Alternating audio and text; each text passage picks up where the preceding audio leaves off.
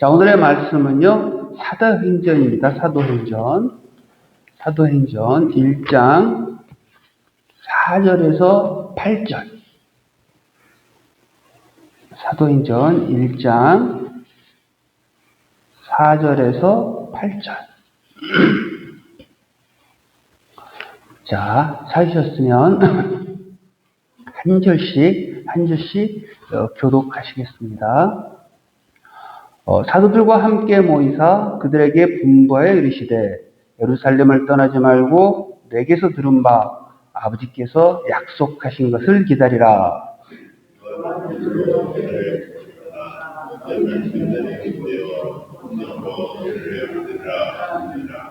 그들이 모였을 때 예수께 여쭈어 이르되 주께서 이스라엘 나라를 회복하심이 이때니까.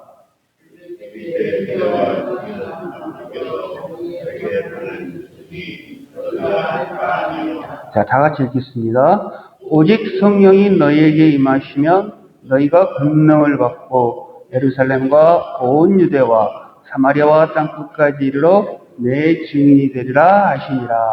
아멘. 자, 예수님께서 하늘로 승천하시기 전에 제자들에게 당부하신 말씀이십니다. 자, 그것은 예루살렘을 떠나지 말고 내가 이미 얘기해준 하나님의 약속을 기다리라는 것이었습니다.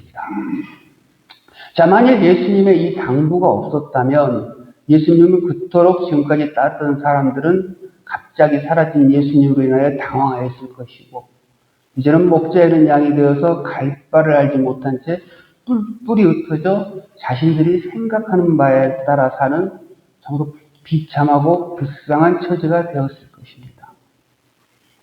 그러나 예수님께서 이와 같이 당부해 주심으로 말미암아 이제 하나님의 약속, 곧 예수 그리스도의 말씀이 이루어지는 것을 믿고 기다리며 소망하는 단체가 탄생을 합니다. 그것은 여러분들이 잘 알다시피 교회입니다. 자, 예수님이 이미 이야기하신 4절에서 말씀하셨죠. 이야기하신 아버지의 약속은 무엇입니까? 요한복음 14장 16절 한번 찾아보겠습니다. 자, 사도행전을 그대로 덮어놓고요. 요한복음만 살짝 찾으셔서 요한복음 14장 16절 이것도 그대로 좀 접어주셨으면 좋겠습니다. 제가 오늘은 요한복음 14장 15장과 사도행전을 왔다 갔다 하겠습니다. 14장 16절을 보면은요, 내가 아버지께 구하겠으니 그가 또 다른 보혜사를 너희에게 주사 영원토록 너희와 함께 있게 하리니. 자, 그렇죠? 아버지께서 약속하신 것은 성령 하나님이십니다. 그리고 성령으로 말미암아 이루어지는 구원이 하나님 나라입니다. 자, 그런데 제자들은 이 말씀을 이해했나요? 자, 예수님이 3년을 데리고 다니고 말씀을 하셨고 부활하신 이후에 40일 동안 가르침을 쓰임에도 불구하고 그들은 여전히 엉뚱한 소리를 합니다. 자, 이제는 알 길을 알아먹을 만다가 된 것 같은데도 불구하고 전혀 말귀를 알아듣지를 못합니다. 계속해서 엉뚱한 소리를 하죠. 자, 그게 6절이죠, 6절. 자, 4절에 야, 너희들은 예루살렘을 떠나지 말고 내게 들은 바 아버지께서 약속한 것을 기다리라. 이렇게 얘기를 하니까 6절에 이제 그들이 대답을 합니다. 그들이 모였을 때 예수께서 여쭈어 이르되 주께서 이스라엘 나라를 회복하심이 이때니까. 자, 여기서 여쭈어 이르되는 그냥 정중히 여쭈어 물어보다라는 표현은 아닙니다. 이 여쭈의 헬라어 에로토는 계속적으로 반복하여 물을 때 사용하는 단어입니다. 그래서 본문의 여쭈에 이르다는 긴박하게 반복해서 채근했다라는 뜻이에요. 즉 흥분해서 맞죠 이랬다는 거예요. 자, 그러니까 예수님께서 그 말을 하니까 예수님 그러면은 이스라엘 나라를 회복할 때가 그러면 그때입니까? 라고 이렇게 물어본 것이 아니고 흥분해서 와, 이스라엘 나라를 회복할 때가 이제 그때가 맞죠. 그렇죠. 하면서 확신에 차서 얘기를 하고 있던 거예요. 그들은 여전히 예수님을 정치적인 메시아로 오해하고 있습니다. 그들은 예수님이 예루살렘으로 입성하시어 로마를 물리치고 이 땅에 새로운 나라를 세울 것을 기대했었습니다. 그런데 예수님께서 오히려 로마 군병들에게 맥없이 잡혀서 그냥 십자가에 죽으시자 실망하여 뿔뿔이 흩어졌습니다. 그러다가 이제 예수님이 부활하시자 다시금 예수님을 만나게 되었죠. 그리고 오늘 다시 예수님께서 하나님의 약속을 이야기하자 그들은 이렇게 생각했어요. 그럼 그렇지. 하나님의 약속이 틀릴 일이 있나? 우리가 시간 계산만 잘못한 거지. 때만 잘못 알았던 거야. 앞에는 예고였고, 자, 이제 진짜 그때가 된 거야. 이렇게 생각을 했습니다. 그래서 예수님께 그렇게 여쭤본 거죠. 그들은 여전히 자신의 생각이 틀렸다고 전혀 생각하고 있지 않습니다. 오직 정치적 메시아에 꽉 잡혀 있습니다. 우리들이 볼 때 자꾸 답답합니다.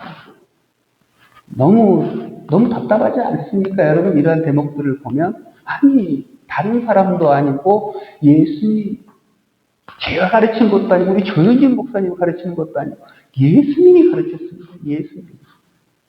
그리고 직접 3년 동안 가르친 예수님으로부터 가르침을 받았고, 또 예수님께서 죽음에서 부활하신 모습도 봤어요.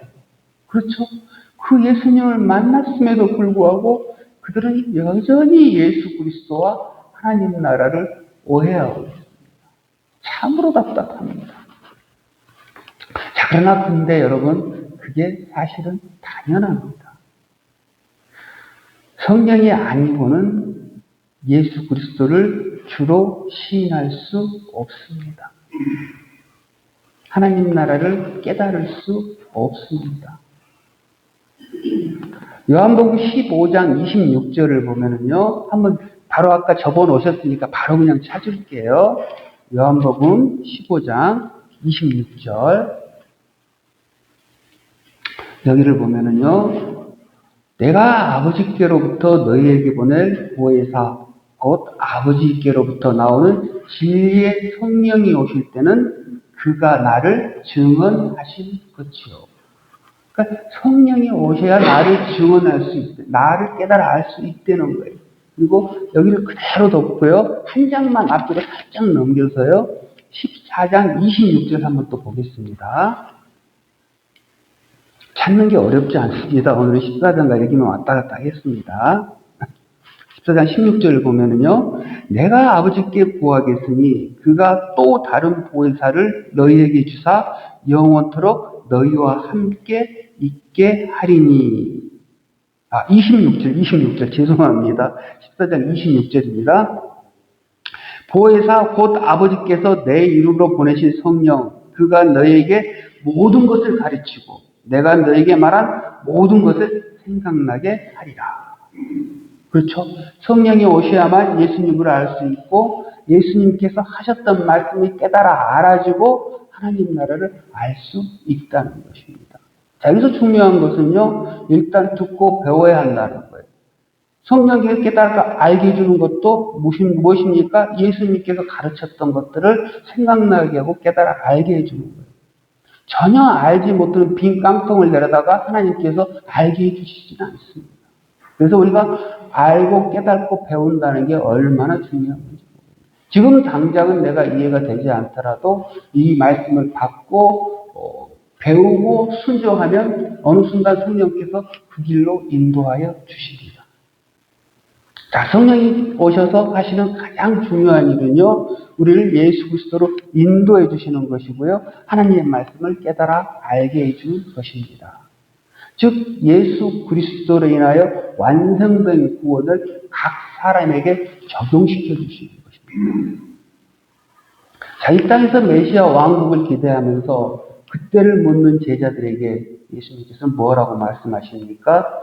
그 때와 시기는 아버지께서 자기의 권한에 두셨으니 너희가 알 바가 아니다 라고 말씀하십니다. 자, 이 말씀은요, 너희가 알 필요가 없어, 신경 쓰지 마, 너희 그냥 가만히 있어. 사실 이 말씀이 아닙니다. 이 말씀은요, 그 때와 시기는 아버지의 권한이라는 겁니다. 자, 이런 겁니다. 유대인들은요, 두 번의 혼인식을 합니다. 결혼을 두 번 한 게 아니고 혼인식만 두 번을 합니다.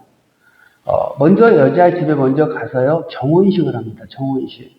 약혼식을 하는데요. 지금 우리가 아는 그냥 뭐 일반 약혼식, 양가 부모님들 모시고 간단하게 하는 이런 약혼식 정도가 아니고 그냥 성대하게 치러지는 결혼식입니다. 결혼식과 똑같습니다. 유대 사회에서 정혼을 했으면 결혼한 걸로 간주합니다. 자, 이때 약혼식을 할 때 중요한 것은 신랑은 지참금을 가지고 갑니다. 지참금을 가지고 가서 신부의 값을 지불을 합니다. 그렇죠? 예전에 누가 그랬습니까? 야곱이 레아와 라헬을 위해서 지참금으로 자기가 7년 14년을 봉사를 했습니다. 그리고 사울왕은 다윗에게 블레셋 사람의 표피 100개를 가져와라. 블레셋 사람 100명을 죽이고 가져와야 돼요. 아주 어려운 일을 요구를 했었죠. 자, 이것은 마치 신랑 되신 예수님께서 신부인 우리 성도들 위해서 그 값을 지불하신 거하고 똑같습니다.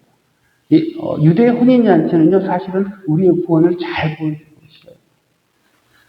자, 그 부분은 제가 시간이 없으니까 이쯤하고 넘어가고요. 자, 이렇게 정혼식이 끝나면은요, 신랑은 신부에게, 야, 내가 이제 곧 돌아올게. 약 1년 정도 걸릴 거야. 하고, 신부에게 마지막 말을 남기고 자기 집으로 돌아갑니다.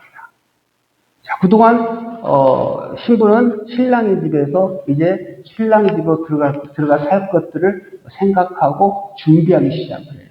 무엇을 준비하냐면, 신랑 집의 관습과 문화와 풍습, 이런 것들을 공부하기 시작을 해요. 야, 그 집 아버지는 참 엄격하니까, 시아버지 될 양반 되게 엄격하니까 내가 좀 조심해야지. 그리고, 야, 우리 집은 그냥 마음 먹고 아침에 늦잠 자고 퍼 잤는데, 그 집은 시아버지가 아침 일찍 일어나서 새벽 기도도 하고, 아침은 꼭 식구들이 같이 먹어야 된다더라. 그 벌써부터 준비를 해야지. 하고, 이런 것들을 준비하기 시작합니다. 그리고 자기의 어떤 남은 과거들을 또 다 정리하죠. 심지어는 옛날, 남자친구하고 썼던 편지라든가, 사진이라든가 이런 것도 다 태우고요. 흔적을 다 지우죠. 그리고 그동안 신랑은 뭘 하냐면은 신부와 살 거처를 준비합니다. 뚝딱뚝딱 방을 만들고 함께 살 거처를 준비를 하죠. 그리고 이 거처가 준비가 다 되면 신랑이 알아서 신부를 데려오는 게 아니고 신부를 데려오는 시기는 오직 그 시아버지, 아버지가 결정을 합니다. 아버지가 가만히 있다가 거처가 지어지는 걸 보고 이제 되었다 싶으면은 신랑에게 신부를 데려올 것을 명하고 신랑은 신부를 데려와 다시 신랑의 집에서 혼인을 하고 다시 혼인식을 하게 됩니다. 자, 이게 유대인들의 결혼식인데요. 요한복음 14장 1절 2절을 보면요. 예수님께서 이 말씀을 하시죠. 그렇죠? 14장 1절 2절 잠깐 보면 1절 3절까지입니다. 1절 2절 얼른 읽을게요. 너희는 마음에 근심하지 말라. 하나님을 믿으니 또 나를 믿으라. 내 아버지 집에 거할 곳이 많도다. 그렇지 않으면 너에게 이르렀으리라. 내가 너희를 위하여 거처를 예비하러 가오니. 자, 이때 이 배경은 뭐냐면요. 예수님께서 이 앞장을 잠깐 살펴보면 자꾸 이제 떠난다고 하십니다. 제자들한테. 그리고 베드로한테는 내가 나를 3번이나 부인할 것이다. 라고 얘기를 하고 계속해서 예수님, 제자들이 보기에는 뜬머리를 쏘실 소리만 계속 하십니다. 그러니까 제자들은 이제 마음이 불안함하고 막 근심해지기 시작했어요. 예수님 왜 이런 말씀을 하시지? 어디를 간단 말이야? 우리랑 같이 예루살렘 가가지고 나라를 회복해야 되는데 이상한 소리만 하시면 어떡하지? 이렇게 불안해하는 제자들에게 예수님께서는 내가 거처를 준비하러 가신다라고 안심을 시켜주시죠. 그리고 이어서 요한복음 14장 18절 20절 말씀을 해주십니다. 자, 계속해서 볼게요. 어떻게 얘기하십니까? 18절 보면 내가 너희를 고아와 같이 버려두지 아니하고 너희에게로 오리라. 버려두지 않고 오시겠다는. 쉽게 말해서 지금 예수님께서 십자가 죽음을 바로 앞에 두고 지금 하신 말씀이거든요. 아니 죽으셨는데 어떻게 오십니까? 예수님께서는 죽으셨는데 어떻게 이 땅에 오신다는 말씀이에요. 자, 예수님께서는 십자가에서 죽으시고 부활하셔서 하늘로 올라가십니다. 그리고는 어떻게 되십니까? 하나님 우편 보좌에 앉아 계십니다. 이건 칼빈은 이렇게 얘기합니다. 그의 몸은 하나님 우편 보좌에 앉아 있으나 그의 영은 어떻게 한다? 이 땅으로 내려오셨다는 거예요. 성령으로 내려오셨다는 거예요. 성령으로 너희와 함께 하시겠다는 거예요. 그렇게 해서 볼게요. 19절을 보면은요. 조금 있으면 세상은 다시 나를 보지 못할 것이로되 너희는 나를 보리니 내가 살아있고 너희도 살아있겠습니다. 자, 조금 있으면 세상은 나를 다시 보지 못한다고. 예수님께서 죽으시겠다는 말씀이에요. 그렇죠? 죽겠다는 거예요. 그런데 너희는 나를 다시 보고 부활하십니다. 그리고 이는 내가 살아있고 너희도 살아있겠습니다. 그리고 부활한 나를 따라서 내 안에 있는 나를 따라서 너희들도 영원히 이제 살아있겠다는 거예요. 이 말씀을 해주십니다. 자, 그리고 조금만 더 볼게요. 20장입니다. 20절, 14장 20절. 그날에는 내가 아버지 안에, 너희가 내 안에, 내가 너희 안에 있는 것을 너희가 이제는 알리라. 라고 말씀해 주십니다. 자, 이 똑같은 말씀을요, 이 비슷한 말씀을 여러분들은 아실는지 모르겠습니다만은 사도 바울이 똑같이 이 구절과 비슷한 걸 알겠습니다. 고린도전서 1장 30절 보면 뭐라고 나오냐면요. 고린도전서 1장 30절.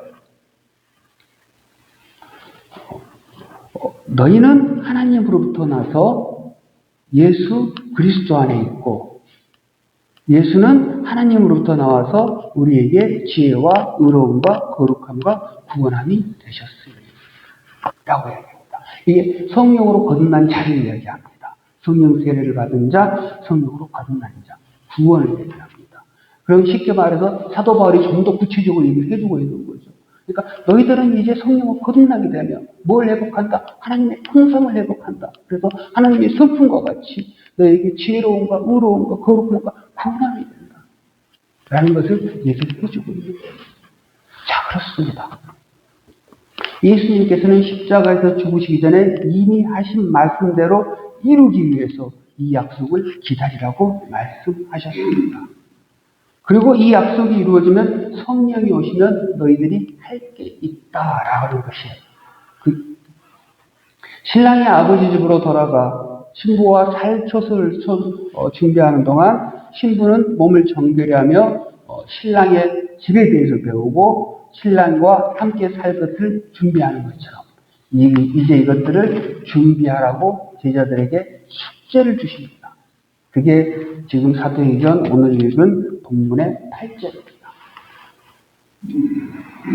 오직 성령이 너에게 임하면 너희가 권능을 받고 예루살렘과 온 유대와 사마리아와 땅 끝까지 이르러 내 증인이 되리라 하십니다. 자, 너무나 유명한 말씀입니다. 너무나 유명하고 벌써 이 말씀으로 설교만 벌써 여러분들 수십 번이 아니고 수백 번 들으셨을 거예요. 자, 그런데 대부분도 우리는 이렇게 이 말씀을 해석을 하죠.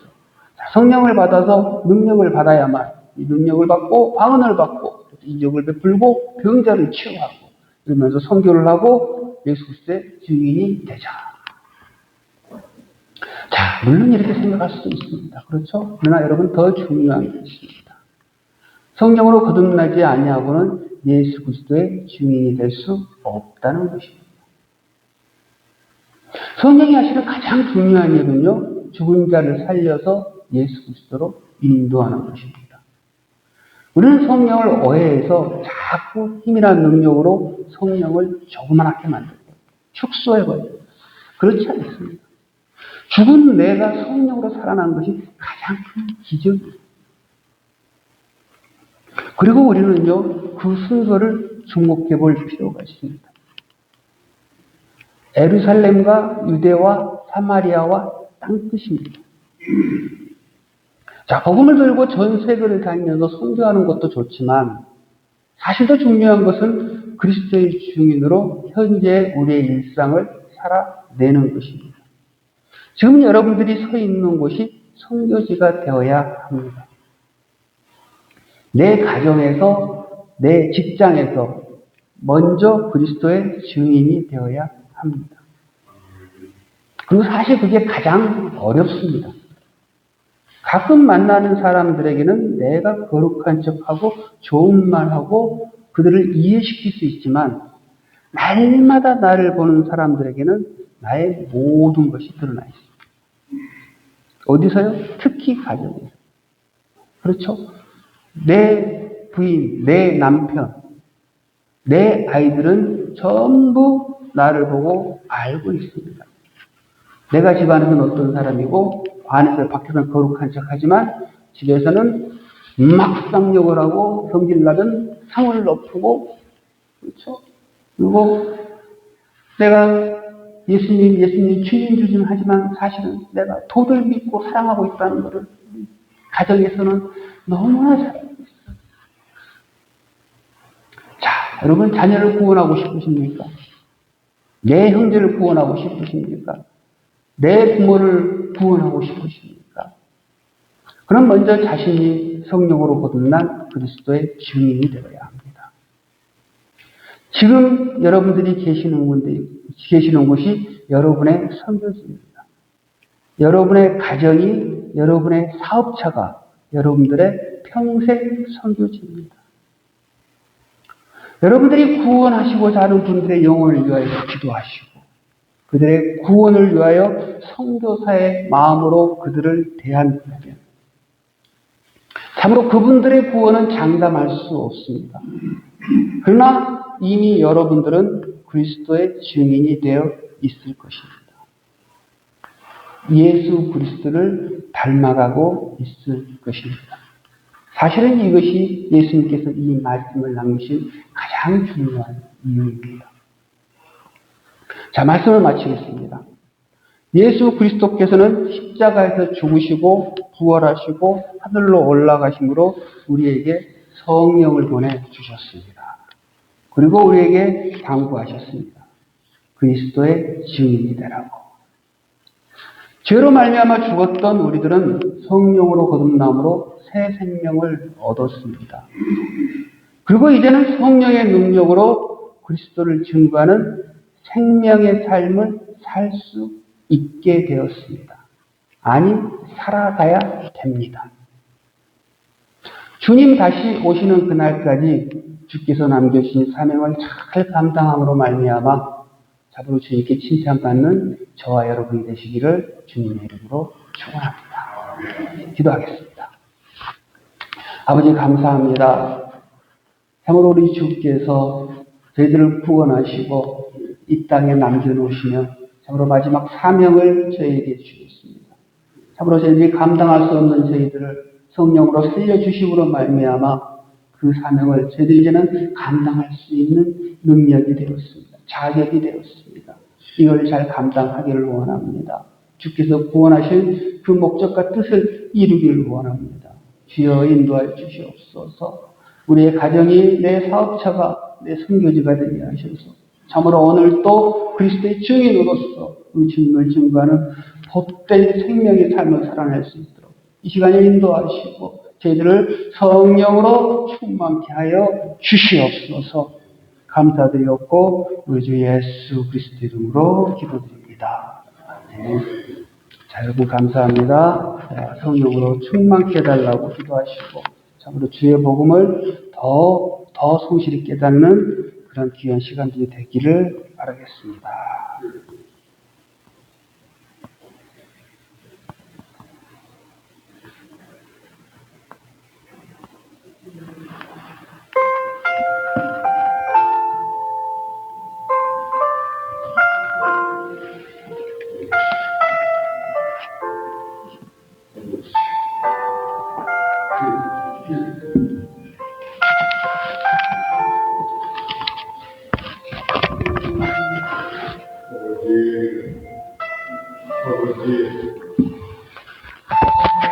아버지